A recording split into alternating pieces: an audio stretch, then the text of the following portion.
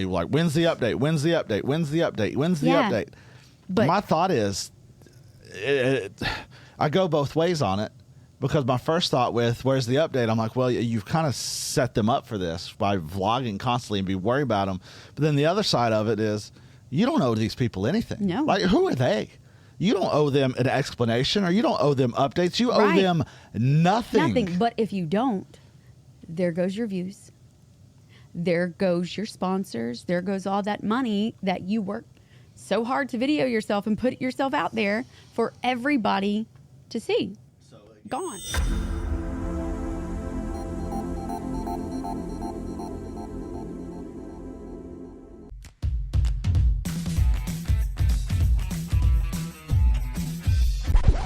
Here's a question for you. Is marriage overrated? Why aren't people getting married anymore? A new Pew Research poll found that 2 in 5 young adults think marriage is an outdated tradition. Marriage rates are at their lowest right now. Is marriage really even worth it? More than half of marriages end in divorce. If you get married, you have to be stuck with this person for the rest of your life, right? That's why you get married. So that's why it's declining. Why would you get married if you want to have just one partner when you can have multiple? Marriage is stupid. Welcome to the Married AF podcast, the self-proclaimed greatest marriage and relationship podcast in the world. We're your hosts, Matthew and Monica Powers, episode 109 from our brand new spot, which I take about 0.5% of credit for. This was all you. It looks incredible. 0.5%? Down here, I take 0.5% credit. 0.5%. And that's it, because I helped, put lights up, and that's about it. I mean, you did buy the chairs, the tables, when we were at our old house. Yes, but this is officially moved into a great spot where we can just come in, we can hit buttons, we can just go. So if there's something hot, something on our mind, something that's like, hey, we have to talk about this now, it's an easy walk downstairs to the basement. We put on some mascara and lipstick. And throw it on, and let's go. So hopefully you enjoy our new spot. I love the new spot. It is awesome. We finally have all of our stuff back, or most of our stuff back. So this is awesome.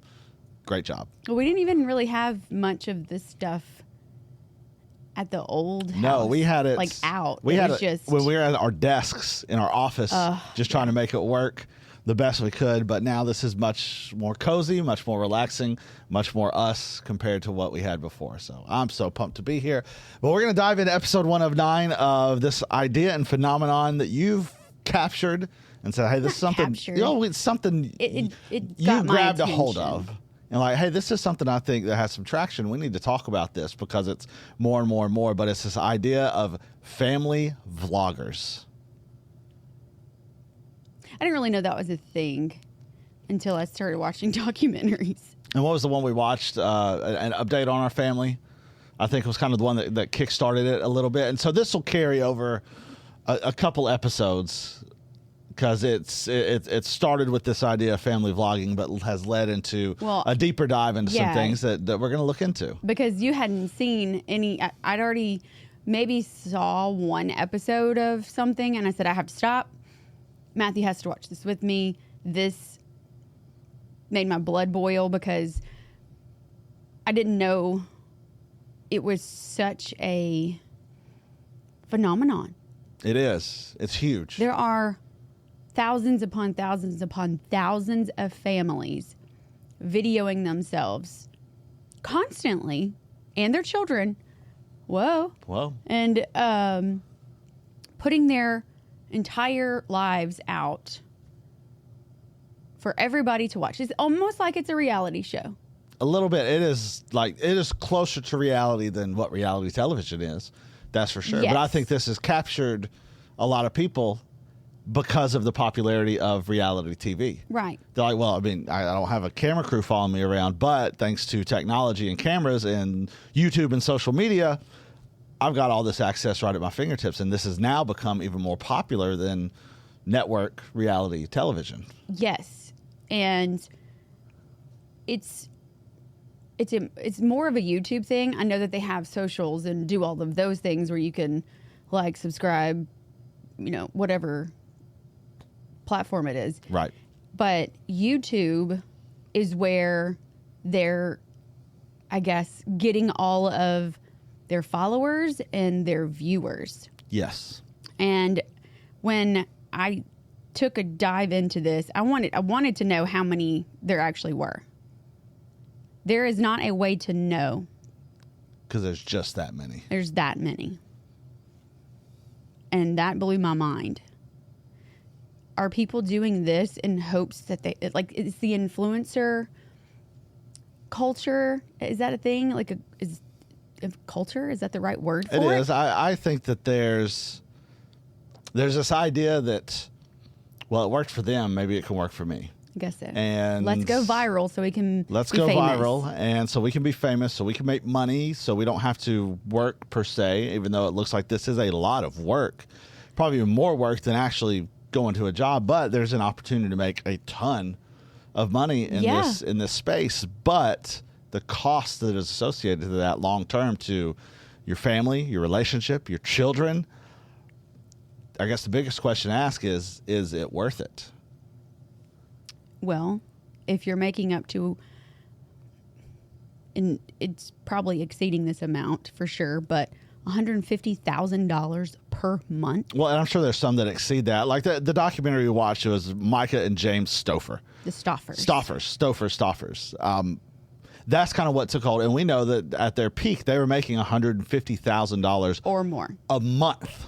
And that comes from ads, sponsors, how many views, like the ads per view. And I mean, all the things in research I've done on this, ads are not even a big portion. Yes, you can make money off of that, but that's not, because the more views you have, the more ads will pop up. These people are making money from sponsors. From brand deals. Like this video is sponsored by whoever. Mm-hmm. AKA Diet Coke, if you ever, I mean, just saying. But Boston Red Sox. Yes. Just saying. But yeah, I mean, there's a lot of money to be made there.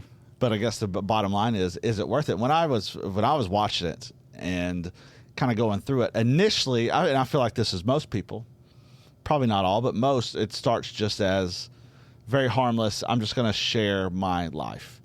And my initial thought is, who cares? Like, who really wants to watch your life? But well, now think about it. We are to be to have a YouTube, to have a podcast, to you speaking on Sundays. For us to be such private people, there's a lot of information about us out there. Yes. I mean, you could probably do a deep dive and find all the careers that I've had, or that we own a business, the name of the business, where do we live? You know, that's public records, easy information to be found. Yeah, because I even have a website that I look up people and I get their phone numbers, their address, their emails. Don't make me mad. So, I mean, it's crazy, but we don't feel like, well, and honestly, we're not the people, we don't watch reality TV. We don't care. Well, it's not that, no, I don't care. But once it turns into a documentary, it's like, oh, you've got my attention. Well, and the reason it's a documentary is because something went down. Something went wrong. Something went wrong. Now, we are not the people who would have a camera crew following us around, and probably should, because the amount of crazy things that happen, people would not believe and would go, how are you still standing? Yeah, what the heck happened there? But when our kids were little and kid YouTube started being a thing, we tried a little Cashmania. Right. For Cashman. I mean, you literally add IA to the end of his name. It is Cashmania, like WrestleMania. And he was obsessed with wrestling at that time. We thought it would be fun. The videos are cute and harmless. He liked The Walking Dead at a really young age. He wanted to hunt zombies, so we would play like we were hunting zombies. He would set up his little wrestling ring and have matches. Well, and the thing about that is it was designed by him. He's like, this would be fun. It was like, okay, cool, whatever you want to do. It wasn't all right, well, I need to make sure, and we'll dive deeper into that maybe later in this one or future episodes with some of the others you want to talk about. But I thought it was dumb. Yes. But I didn't continue. We had maybe 4 or 5.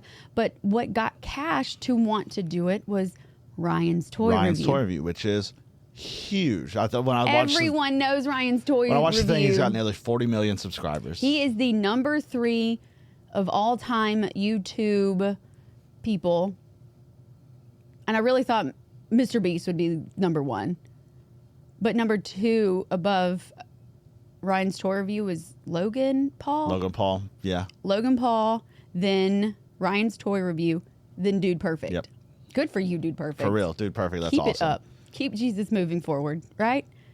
Make Jesus famous, not you, and look what happens. Exactly. When you put him in the forefront, and that gets And into this this documentary kind of also. shows it me- will take us into the okay. future ones. But these people that are doing this, they're constantly videoing themselves. And in years past, I have always said, maybe if people did have cameras following them all the time, they wouldn't act so stupid. Well, and there is some truth to that. But, and what I noticed and just kind of researching it, is it starts out harmless where I'm just filming my day, and people will watch it to be like, oh, I can relate to that because I've gone through that too, or and those people start commenting, or I'm a single parent, or we just had our first baby, or career, whatever it is, and it starts that way. And again, my thought was, nobody cares. But as I look at it, and people are subscribing and watching and commenting, you know what, people do care.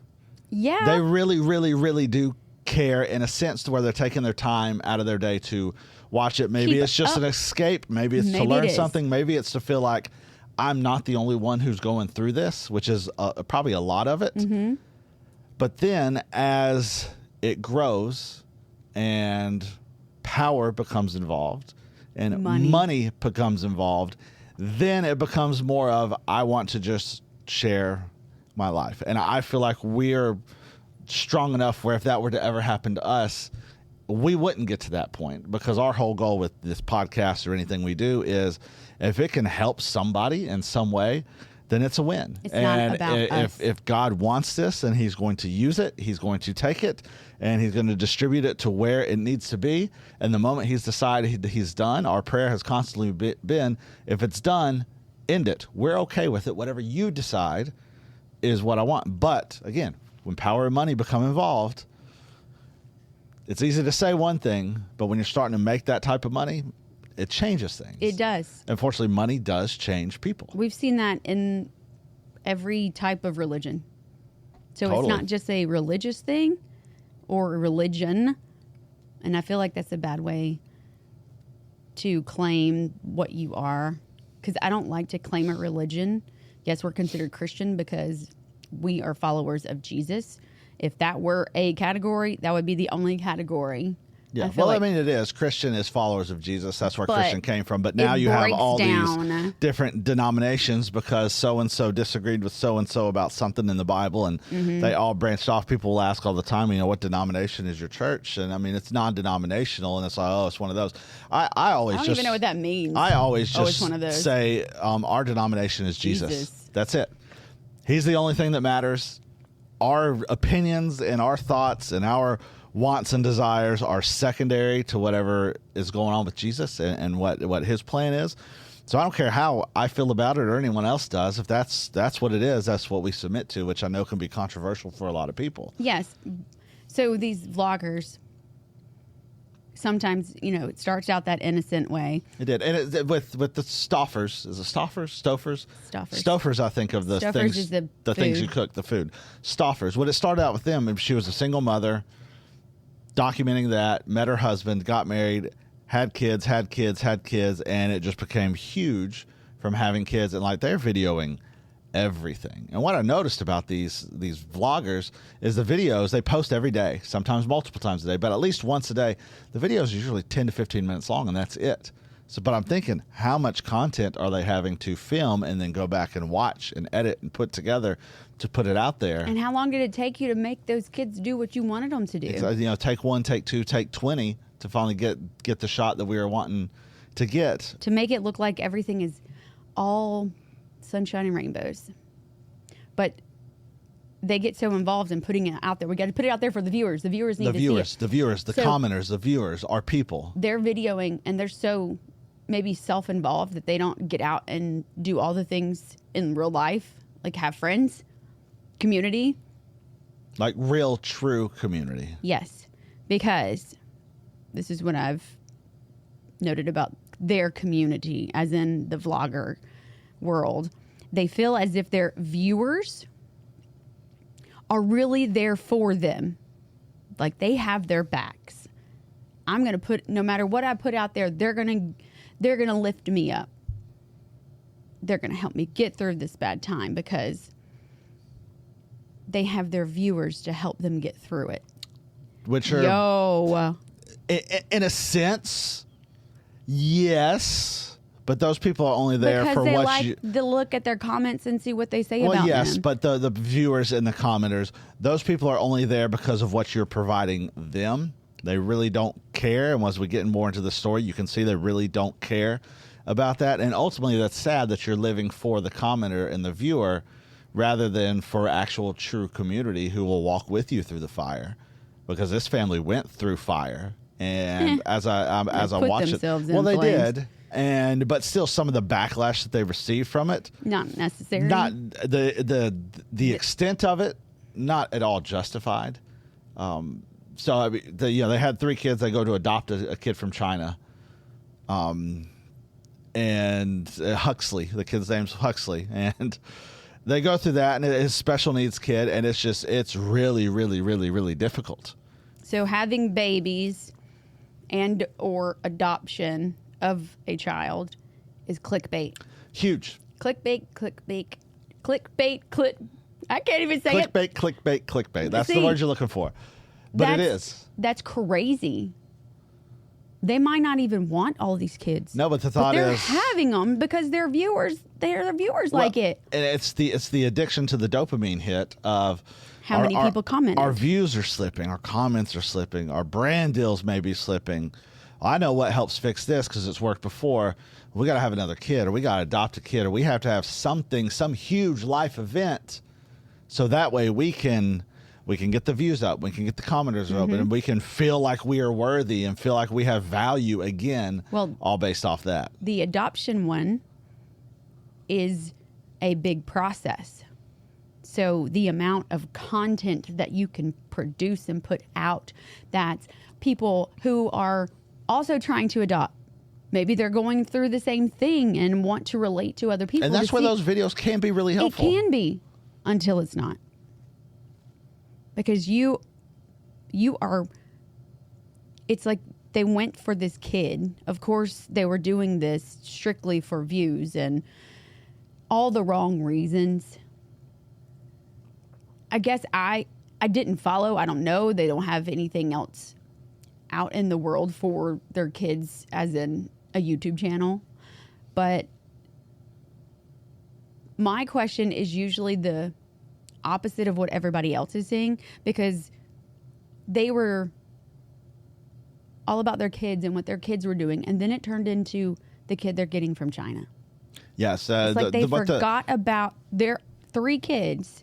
What the documentary showed was and they said it, Huxley, the adopted kid from China, became the main character and the star because it got raised views. It got views. And I don't know how long the process is to adopt a child, because we always said we were not having kids. If we were having kids, we were just going to adopt. Just going to adopt. It was going to be a we're gonna go 17-and-a-half-year-old shortstop from the Dominican. Maybe a power-hitting left fielder, a big, tall, left-handed flamethrower. Something like that. It's just a joke, people. Well, no. We actually looked into it. We looked into Dominican, because but not. Somebody said something, hey, you might be onto something. And this was way before Blindside. And I said, what does that even look like to adopt? So I looked. You got to live there for 6 months. It's a process. Speak their native language. You have to do all these cultural things, which I think is amazing. I think it's incredible because ultimately it will weed out those who are not in it for the right reasons. Exactly. If you're going to go through all of that, you really, really want it. Mm-hmm. And ultimately that's what's going to be best for the child, is to go to a place that they are really loved and wanted and, can be valued. So once I don't know if it happened before they got, I feel like it did. They were doing a lot of sponsor stuff, but once the adoption started, it went through the roof. It exploded. But another thing that I also noticed was from where they started this channel in 2014, the difference in their clothes, how she presented herself, like she was just this cute little girl. I mean, she was very beautiful, but from where it started to where it ended in 2020, The money. I mean, she was a lot more blonde. She had lashes, and that seems to be a recurring thing for all of these. Which, I mean, Sure. you have money and you get new things and you do things to make you look good and feel good. But there can be overboard, and there can be too much of that. But to keep all of those things, you got to figure out what the next thing is. Because And that was their adoption I got to be able to process. keep up the lifestyle. Yes. So once they got the kid, they showed the video of them getting to China, and they took their kids, meeting this kid and going there to take him home. Now, we actually have a friend that actually adopted from China. I think it was China. Mm-hmm. And their process was similar, but they adopted an older child. I mean, I think he was maybe 5 or 6. Right. They knew exactly what they were doing. And this was about their 5th child. Yep. And it wasn't because they couldn't have kids, because they already had 4. That was just where God was leading them. They just felt like this is what we were supposed to do. And it wasn't documented where, hey, here's my thing. Now, we did help raise money because of the adoption. Adoption is stupid expensive. It's very expensive. But they didn't have an issue with money. They even went and thought, okay, well, we got this one. I think we're going to adopt again. Mm-hmm. Clickbait. It is. It's total clickbait. But instead, they started looking at more kids to adopt. Like, going through a catalog. I want that one. That's so horrible. I couldn't imagine. It's like going to the Humane Society, looking at all the dogs and cats, going, That's the one for me. That was sad. I don't know about that one. That's just so sad. It makes me think of, I want to say, Trouble for some reason is jumping out. It's a movie. The redheaded kid, he was very terrible. The guy from Cheers is the dad. Oh my God. Woody Harrelson? Ted No. Danson? No. Is it Cheers? No, it's Three's Company. I'm sorry. Not Cheers. Chevy Chase? No. I don't know. The guy that was he was the roommate to the girls. He passed away. Oh, John Ritter? Yes. He was the dad. The kid was a horrible kid. It was almost like he looked just like Chucky, but he was at an orphanage and they had him all in glass boxes so they could go in and just pick out a kid. And he's like, I'll take that guy. He looks great. And they're like, you don't want that one. Yeah. That's just. It's. So they're starting to look at other kids. But instead of adopting a second kid, what else is clickbait? Pregnancy. She gets down like she's proposing to him. It was very, very weird. And again, it was all for views. Yeah. It was, let me make this a spectacle for the views. So more people will watch. So more people will. Because when they would tease this stuff, like huge announcement coming this day, big announcement, breaking news, to get more people interested. Which Of I course, understand everybody it. does that. I understand it. I think we've done that. Huge announcement Maybe. coming. Maybe. I don't know. I can't keep secrets. No, you're bad at them. But that's what they did. So now, instead of adopting a second one, She's pregnant. she's pregnant, and this will be kid number 5.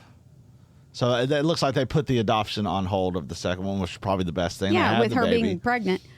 But in the process of with her being pregnant and the kid that they adopted having special needs, that they complained about because they weren't made aware of. Well, you don't really know. No, you don't. But one thing in the adoption process that they did is because during the process they checked like, hey, if the kid is this, yes or no, yeah, would you consider it or not? They said, yeah, everything. Doesn't matter what it is, everything. So when you do that, you make that decision of, okay, doesn't matter who the kid is. You said it does not matter. It does not matter. But turns out maybe that's not necessarily the case. So in that, I guess the process of her being pregnant and this kid being extremely, I guess needy's a bad word, but he was 3 years old. He needs a lot of attention. He needs a lot of attention. On top of the other 3 kids you have, you were pregnant with another one. Of course, life's going to be chaotic. And putting all of that on video. Constant video. Like they had a miscarriage, and they videoed the ride to the hospital. They videoed moments after they got home to tell about She it, said, to tell the people I'm sorry you about haven't been on in like 4 hours. 4 hours. But we had a miscarriage. I mean, that's the type of stuff that's What?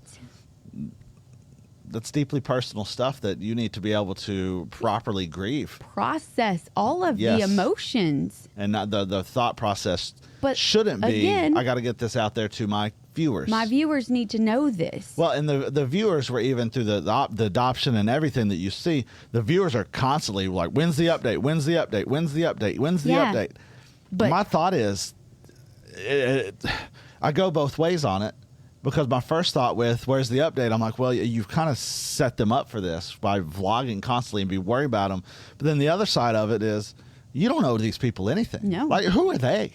You don't owe them an explanation, or you don't owe them updates. You owe them nothing. Nothing. But if you don't, there goes your views. There goes your sponsors. There goes all that money that you work so hard to video yourself and put yourself out there for everybody to see. So again, the question, is it worth it?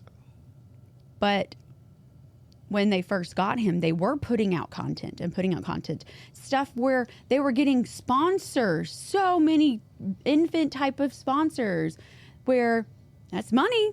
Hey, we're sending you this. Can you do a video? Sure. Send me money. Yep. Send me the product. Send me the money. I'll shoot a couple videos for you. They started removing him from videos. And then they took all old videos down. Like they cut them out. They started getting negative comments like, where is Huxley? What has happened to this child? Are you abusing him? I mean, the comments were so horrific. And now she was also going on there and deleting comments that people were putting on there. Where is he? Where is he? Which a huge red flag. Yeah, that should tell you something. Deleting comments. It's a huge red flag of, okay, there's something deeper going on here that's is probably not okay. And when you put your life completely out there for the public, for everyone to see and scrutinize, you do, again, you don't owe them anything, but you kind of do owe them something because you've set this atmosphere for this type of behavior. Yeah, I mean, 90% of their content was him. And then he's just... And then it was... poof, gone, up and vanished like a fart in the wind. That means views are down. What are you going to do? But then, because they had so much hate about it, she was on Think Media. They did a video. Yes, which is a huge organization. They had 500,000 followers or subscribers, I should say, on company. YouTube. And I've learned a lot from them. But they did a video interview, and it was just a random question that usually does not get the answer that they got. Well, the question is, what is the biggest mistake you've learned from in vlogging? Most people would have said lighting, setup, stuff like that. The length of videos, the amount of videos, the types of videos, but not Myka, not her. What was her answer? What's the biggest mistake you've learned in this vlogging career? Adoption is hard. It's not what you necessarily think it is. Something to that. And she just goes on to explain how hard it has been since they adopted this child from China with special needs. And you can see the guy from Think Media who asked the question. You can see immediately how uncomfortable he is. Like, oh my, is she actually saying this? Like, is this real right now? Like, ended the thing. It was, what is happening? That's not something you ever say out loud. Okay. She said it. Now, you can talk about the struggles, but not, this was a huge, this was the worst thing I've ever done. Biggest mistake I've ever made. Well, after that, the Stauffers, just the husband and wife, released a video. Like a while after she a year? had, maybe.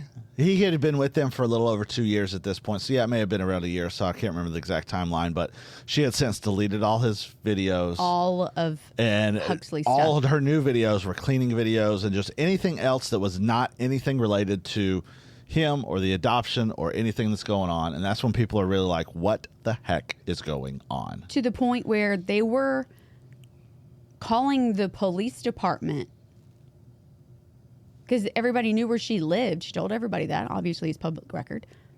But they were doing wellness checks. Which, again, some of the things that were told to them were like the worst. I mean, death threats. One of the death threats was, I'm going to hunt you down and slit your children's throats. Uncalled for. Absolutely. There's nothing someone can do that justifies that type of behavior. No.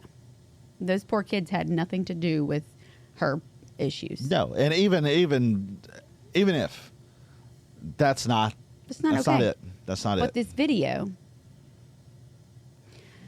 was an update on Huxley. I have her quote. And it is so staged and planned. I mean, they're both sitting in the perfect spot, both wearing plain white shirts. Lighting is perfect, and so, but they begin to go on to we understand an update on Huxley, and here's the update. And this comment was, we love him so much, and just start crying. And we cared for him. And I was like, oh, cared. Okay. This is straight from her mouth. Numerous medical professionals have felt that he needed more. And they found somebody that they felt would be ultimately the best fit. He is now with his new forever family. So they basically gave the kid back. They did that video to tell everybody they gave him away. Gave him away. Put him up for adoption because it was so hard. And again, I get that can be difficult. When you adopt a child, when you have your own child, there can be needs and things that you didn't expect. Things happen. And it can be overwhelming and hard and can put strains in every aspect of your life. But you rehomed a child that you adopted. That is what you do to a pet. When you are moving across the country or to somewhere where you can't take a pet, or if someone you were taking care of has passed away and you need to do something with their pet because you can't take them, you got to rehome them. And I get that this happens with children, and they're put up for adoption and all of that. And there's reasons for it, and we won't get into all that. But this one, and one of the commenters from the documentary, she was great, but she had talked about how damaging it is for the child. That the child, whenever they're put up for adoption, they're told they're not worthy, they don't have value, they're not loved, they're not cared about. They're told all those things. And she said, and then they get adopted where they're told, you are loved and you are worthy and you're worth it. And she said, and then to put that kid up for adoption again just tells them again, no, you weren't worth it. You weren't worthy. You're not loved. You're not cared for. How devastating, and the trauma that can cause for such a young child. age. Now, what medical professional is going to tell you, give rid of this child? A medical professional may say, this child needs more care. This child needs this. They're not going to say, you're not doing enough. You got to do better. I don't see doctors saying, hey, I think you need to give your kid up for adoption. That's where child services comes in and says, hey, DHR. we're going to take this child because you're not providing to them what you need. And I don't know that happened. I think they just did give it up and say, this was too hard. I don't know. It reminds me of Michael Scott when he walks into the office one day and tells Pam he's going to adopt a child. And Pam tells him, Michael, I think it takes like at least 6 months or so. And Michael says, I don't even know if I want a child in 6 months. It reminded me of that. This idea seems great and awesome and wonderful. We're going to do this. Wow, this is harder than I thought. I don't think I want to do this anymore. So just here you go. That's not, for me, that's not a type of commitment. It's not like if you have a kid, you can put it back. That's not the type of commitment that's just, that didn't work. Here you go. No, I mean, it's a full-on commitment. Like, you make a decision to do this, especially when you're going through the process saying, I don't care who the child is, what they look like, what needs they have, what they've been through, bring them to me because this is what I feel I'm supposed to do. Well, this is what really irked me through the thing that got me on all of these to go, okay, they all have some stuff in common. And we'll be done. Using God and saying that they are praying for these things. That's just clickbait. I mean, for me, it's people saying things like this that are making other people go, yeah, I want to follow them because they're God-fearing people. I want good things to happen for them because God causes good things to happen for those. All things to happen for good for those who love him. Yes. And he does. And she even talked about with the adoption. She said she filmed a video. I prayed to the Lord about this and felt like this is where he was calling me to. And I asked him for a sign. And when I looked at his picture, there was something in the picture that was the sign from God. This was supposed to happen. And God shows up in unbelievable ways so much of the time. Oh, yeah. But we can't use God give me a sign to justify our wants because he doesn't work that way. God He's does not. Not a genie. He is not there to be a genie in the bottle and fill every single one of our wants and the desires. Everything. He's not spiritual Santa Claus. The Bible, exactly. The Bible says all we have to do is ask him and he will give it to us according to his purpose. Not ours. And that's what we can't grasp, that it is according to his purpose. Usually, he's not going to show up in the way that we thought or wanted to, but it's his way. And when we go back and look at it, it's always better than what we would have done anyway. So when she laid that out there, and knowing the outcome, I said, that definitely wasn't from God. No. You clearly misheard, if you even actually asked. I don't know, and I'm not going to speculate on that. Maybe she did.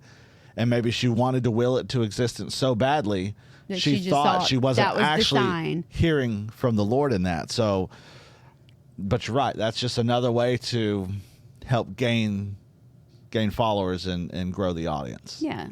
I mean, that's just super irritating. But these family vloggers, their lifestyle, the vlogging lifestyle, can make you millions. Absolutely. Putting your life out there and opening your everything. I mean, especially your house up to the world. And when you do that, you're going to get ridiculed. You're going to get judged. And you will be picked apart in a million pieces because you let them into your life. We're all open for or set up for criticism if we put ourselves out there at all. Absolutely. We're set up for criticism. Yeah, there's a lot of people that don't like what we say. That's fine. Okay. Because it just all goes back to be, who are you that you're deserved an explanation? Yeah. But the question is, family vlogging can produce an insane amount of money. And I also think it can do some real good. If you're in it for the right reasons and you are trying to share an experience that you had so others can realize they're not alone, because we're the most connected generations we've ever been, yet we're the most lonely we've ever been. So if you can do some good with it, and I think there are several out there who do probably a lot of good with it, but the power and the money, it changes people. Is it worth it? And you ultimately get left all by yourself. Essentially. Because when this happened, they've been canceled. When this happened, they've been canceled. Like, she's gone from social media, YouTube. She still has completely. it, but hasn't put anything on There's there. nothing. It's not there. But their community of followers, their other family vlogging friends that were being interviewed through this, asked, "Hey, did you ever reach out?" And one of them, she was like, "No, I didn't. I probably shouldn't have because I was scared of what may happen to me." But I didn't. They asked another couple about it, and the husband looks to the wife, said, "You need to be very careful with how you answer this." Yeah, be careful. Be careful. What? What that tells me is they were all surface level friendships. Yes, they're not their community. They were not people that were going to walk through difficult times with you, which is what ultimately we need more than anything. And the one that you're talking about, the couple that are still family vloggers, they are a Christian base. They claim everything. I don't know what their religion is, and I have not looked them up yet, but don't think I'm not. Because this leads me to the closing here. It should make you wonder what God these people are worshiping. Is it views, subscribers, ad money, sponsors? Because if you're doing all of that to get the content and putting that before God, that is your God. I'm not fully sold on this vlogging thing because the more I looked into it, which will get us to our next episode. Yeah, this only scratches the surface on that. And just before you get into that, just when you're talking about what's your God, don't get me wrong, none of those things are bad. No. They're all can be great things, but you're right. When they become your idol and that's what you're worshiping, then it becomes bad because that's where all your focus is. Because if you're putting God first, if you got Jesus number one, your spouse second, your kids third, your church four, and everything else behind that, it's all going to work out. It might not be how you planned it. Not once did I ever think anybody would listen to a thing that we have to say. Still don't know why they're listening, but thank you. I mean, thank you. Thank you so much. I hope you're finding Jesus in all the things that we are putting out there, because I don't care for us to be famous. I don't want to be famous. I still want to go to Walmart without makeup on and nobody know who I am. I want to go through an expensive antique store looking like a bum so people don't talk to me, try to get me to buy things. I want that life to continue. I want to be able to go to Disney World and not be interrupted. Yeah. Just want to be able to do things. I don't want to have security following us around because people are sending me death threats. No. And at the end of the day, I mean, with this and hopefully anyone who does anything that's out there online, if we're to all go away tomorrow, how do you respond? I continue living my life. And right now, I can safely say if all this were to go away tomorrow, okay. It's like, all right, well, God, that was great. Thanks. What's next? I'm here for it. One thing less to do. Just direct me and order my steps and I'll follow. Mm-hmm. But with all of that, with the putting God first, it made me wonder about other type of vloggers, because it starts out simple and innocent and then it's not. It does. It gets apparently that is something that happens to quite a few people. Yes. Not just family vloggers, but a lot of vloggers. Yes. So but my concern was with the family, especially people that are pushing a Jesus or God or putting that out there. And that's a clickbait for a lot of people because people are gullible and they believe all these things. Now, on the next episode, we are going to another family vlogger who started out just as innocent as that. And they're not the only one, but it seems that there is a very common denominator. Now, the Stauffers are not in jail. They're not anything, but I feel like it was some type of abuse for that child that they adopted. Now, they put that child in front of their other children. So those other children were kind of getting abused, you know? Child abuse. So a big common denominator for these family vloggers when it gets to the point where they're having to answer questions, abuse, child abuse mostly, murder. They're either in prison, they get killed, or they get canceled. And the big one that is for me, I love when people tell me the documentaries that I need to watch,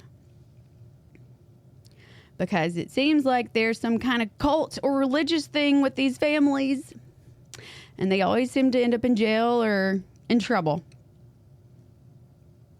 But the main one that is like the big hot topic right now, Ruby Franke, Jody Hildebrandt. That will be our next episode. Woo. But Ruby Franke, Jody Hildebrandt. But there's others that are tied in with them that make it's just mind blowing, because there's Lori Vallow. I don't think I'm saying that right. Anna Young, who was Mother God. Andrea Yates. She drowned her children in the bathtub. And let's not forget the way down herself, Gwen Shamblin. We're going to dive a little deeper into those. But Ruby Franke and Jody Hildebrandt, you don't know anything about them just yet. We're about to go watch. There's 3 different documentaries. Yeah, so I gotta. I'm gonna need you to catch up. I gotta brush up just a little bit on those, but that'll be our next episode, talking about Ruby Franke, Jody Hildebrandt, yes, and just kind of looking again and trying to figure out why and how this happens, because it's definitely not the design of the Lord. No. He's not trying to let that happen at all. We want to follow His plan, His purpose for everything, for our relationships, for our children, for our families. So I'm interested to dive a little deeper into that. So the Stauffers just scratched the surface on how deep this goes and how bad it opened our eyes to a whole new crazy world that I'm sure people know about it, but the ones that don't, beware. Beware, absolutely. So that'll be our very next episode. Thank you for listening, for watching, and all of that. Any final thoughts from you? We got to get you watching some documentaries. I'm going to watch some documentaries. But before we go, I want to mention kingdomandwill.com. Okay. Our good friends at Kingdom and Will. Use Married AF as your promo code for 15% off. Speaking of sponsors. Exactly. Why not?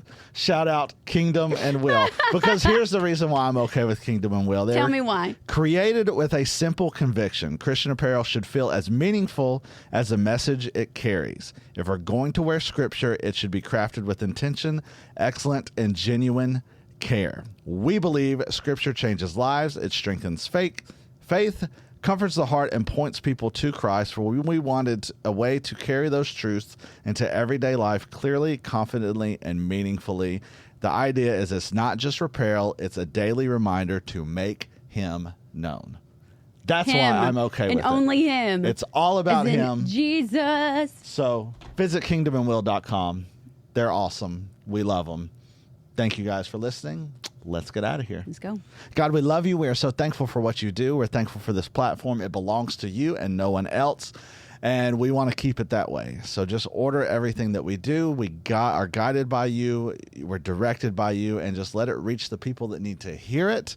Everything is because of you. And our prayer is that people know you because of it, that their families grow stronger, their marriages grow stronger, their friendships grow stronger, and ultimately the relationship with you grows stronger. In Jesus' name, amen. Amen. Play ball.